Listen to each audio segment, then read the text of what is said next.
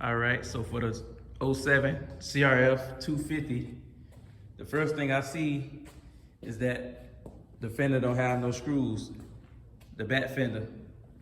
And that's why it's over there. But his main problem, why he came in was that the bike shut off and the bike don't have no compression at all. So it definitely, can't be hand started. But another problem I see is that the bike looked like he didn't have no oil in it also, which could have definitely blowed something, either the piston, a valve, or even like the crank. Hopefully the crank's still good. So what I'm gonna do is do a quick teardown, and then we're gonna go from there. All right, so one more problem that I saw was that his front tire is definitely flat. His front tire is flat. And then his front tire is definitely dry rotted a little bit. So he might wanna get him another front tire, but he definitely gonna need a front tube. But other than that, we're gonna start the teardown, and then we're gonna go from there. All right, y'all, so I got the seat and the gas tank off. So the next thing I'm gonna do is pull the spark plug out so we can check and see if it have good spark. Then once we check if it has spark, I'm gonna take the subframe off just so I can have more space to play with. And then we're gonna take the cam cover off and see how that's looking. Then we're gonna go from there. Okay, so I got the subframe off and I got the spark plug out so we can check the spark. And as you can see, the bike has good spark.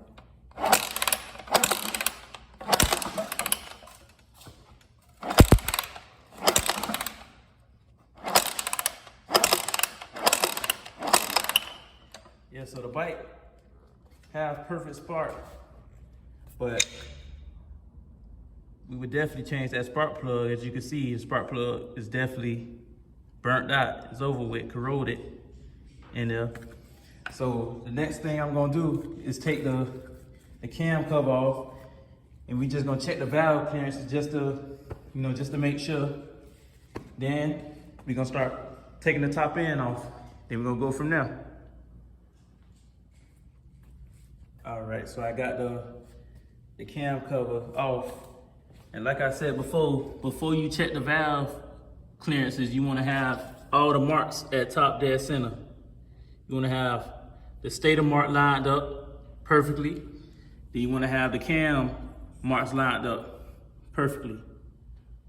So since I know we at top dead center, now we gonna check the valve clearances. And just to let y'all know, I shamped this bike over a year ago. And we're gonna see if it's still good, if the clearances is still good. Okay, that one's still nice and smooth.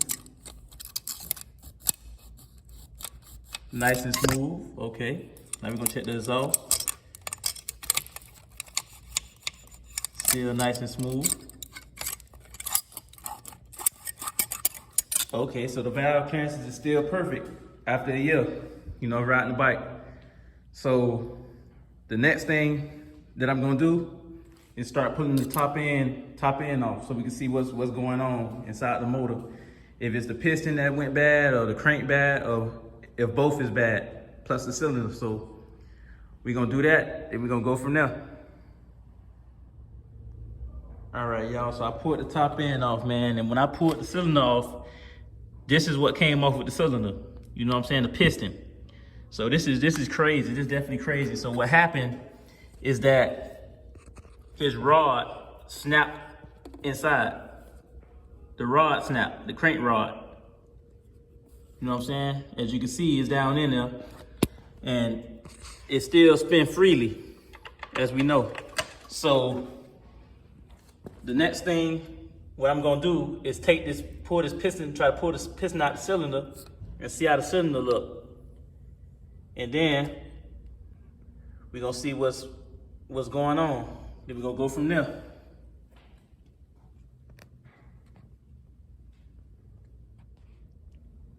so I pulled the piston out, the cylinder. And it's sad to say, but this piston is still pretty good. But I will put a new OEM piston in it just to be safe. You know, don't want to take no chances. And then his cylinder is still pretty good.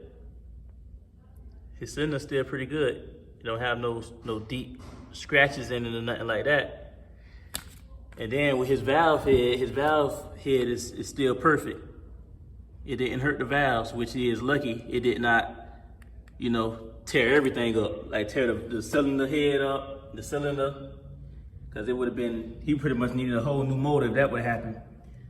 But other than that, we're gonna see what kind of parts he need, buy the man kit, then we're gonna go from there.